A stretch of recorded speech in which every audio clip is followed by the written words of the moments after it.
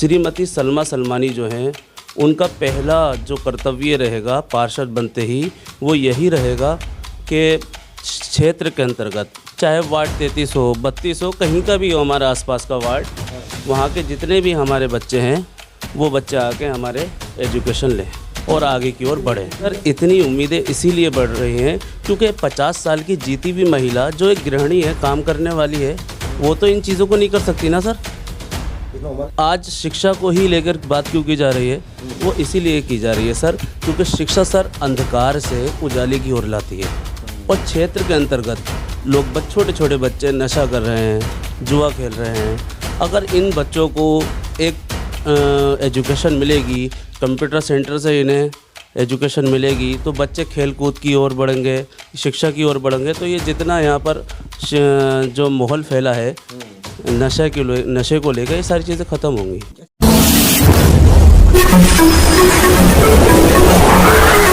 मैं एम नफीस रशीद, आप देख रहे हैं भारत न्यूज़ 247।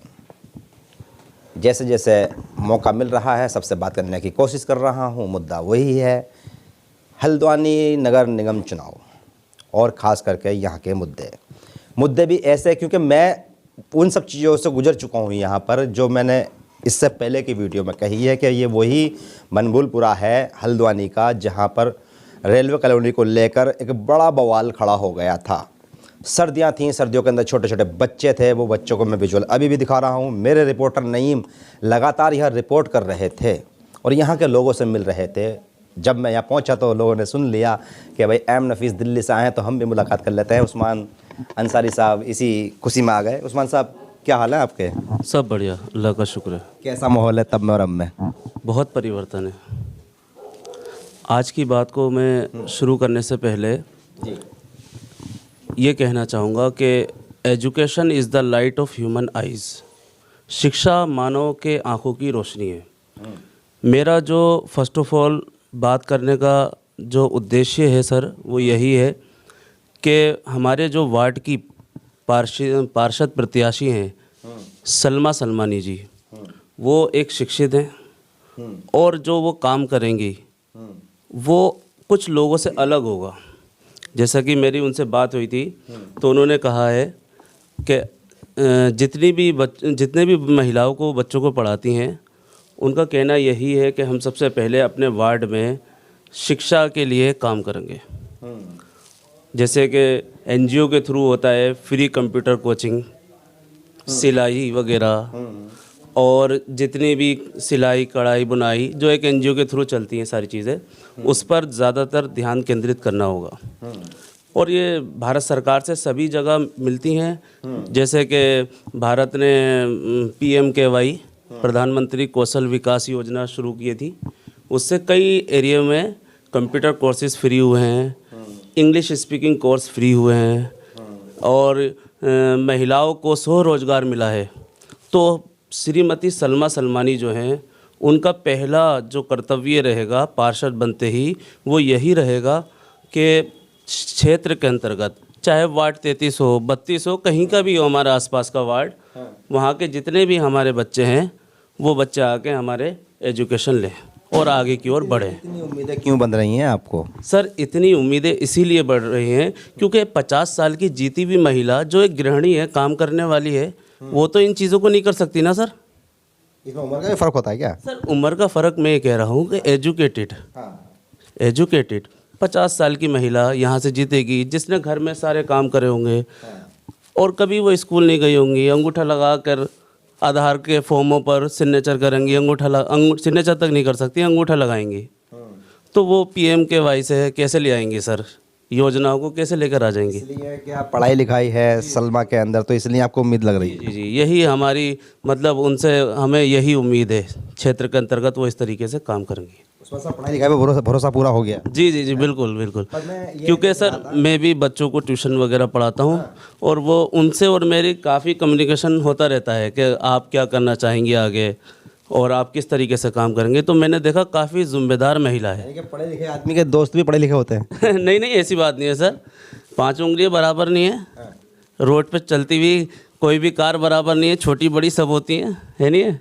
मैं जिससे भी बात कर रहा हूँ ना उस्मान साहब, वो ज़्यादातर सलमा की पढ़ाई को लेकर दावे ठोक रहा है कि एक पढ़ी लिखी महिला है सलमा, और हालांकि मैं बता दूं आपको कि बनबुलपुरा का जब रेलवे कॉलोनी को लेकर जो यहाँ सारा बवाल हुआ था, जैसे मैंने शुरू में कहा है, मैं उसके विजुअल दिखा भी रहा हूँ, सलमा ने ही हमको इन्फॉर्मेशन दी थी और हमारे रिपोर्टर नहीं यहाँ पहुँचे थे। पूरी टीम हमारी भारत न्यूज़ की यहाँ पहुँच गई थी। लगातार 1 महीने तक हम लोगों की टीम यहाँ डटी रही थी और सलमा ही वो पहली महिला थी जिसने हमें इन्फॉर्मेशन दी थी। बात ये आती है कि क्या जिस तरह की समस्याएं यहाँ खड़ी हुई थी उनके लिए, उनको योजनाओं को, या जिस वजह से भी यहाँ रुकी होंगी वो समस्याएं आई, तो क्या उनको हल करने के लिए अन्य और पढ़े लिखे लोग नहीं हैं? नहीं सर, ऐसी बात नहीं है। देखिए, लोकतंत्र में सर सबको अधिकार है, सबको आने का अधिकार है, सब आएँ, सब अपना लोकतंत्र में अधिकार दें। और भी लोग पार्षद जो भी और जितने भी खड़े होने वाले व्यक्ति हैं वो भी पढ़े लिखे होंगे, मैं उनको मना नहीं कर सकता। लेकिन मेरे या नहीं है सर, कितनों के बारे में सुना आपने, बताइए। जितनों के बारे में मैंने सुना है अभी पढ़े लिखे हैं? अभी तक तो नहीं है सर। क्योंकि सलमा सलमानी जो प्रत्याशी हैं वो पोस्ट ग्रेजुएट है सर, और उर्दू से उन्होंने एमए किया है सर। तो अभी तक तो उनके मतलब सम्मान में, मतलब सम्मान कोई नहीं है सर। और बाकी जो हैं वो सर मेरे मुझे तो पता नहीं है कि वो कितने होंगे। और मैंने सलमा से खुद बात की तो वो मुझसे खुद दावे के साथ में कह रही हैं कि मैं पढ़ी लिखी हूँ और मैं सारी योजनाओं पर यानी कि काम कर सकती हूँ। तो मुझे भी भाई लगा कि हाँ, जो महिला इतने भरोसे के साथ ये बात कर रही है वो काम कर सकती है। बात ये आती है कि अगर मान लो चुनाव है, चुनाव के अंदर ना तो जात बिरादरी देखी जाती है, ना धर्म देखा जाता है। अक्सर कहा जाता है कि भाई विकास के नाम पर या शिक्षा के नाम पर या रोजगार के नाम पर, ये तो सभासद का चुनाव है। खास करके मैं इसको एक शब्द में कहना चाहूँ तो ये समझ लो कि मोहल्ले का जो सभासद होता है यानी कि वार्ड का, वो माँ के मानित होता है। अगर वो सही है तो सभा यानी कि उसका इलाका सही है।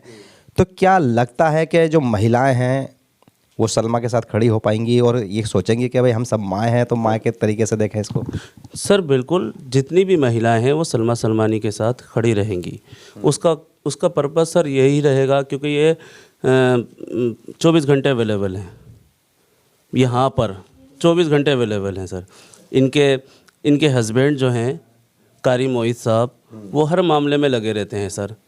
ये दोनों लोग यहाँ लगे रहेंगे, बिल्कुल 24 घंटे अवेलेबल हैं, हर काम करेंगे सर। दूसरी बात सर ये है कि आज शिक्षा को ही लेकर बात क्यों की जा रही है, वो इसीलिए की जा रही है सर क्योंकि शिक्षा सर अंधकार से उजाले की ओर लाती है। और क्षेत्र के अंतर्गत लोग छोटे छोटे बच्चे नशा कर रहे हैं, जुआ खेल रहे हैं।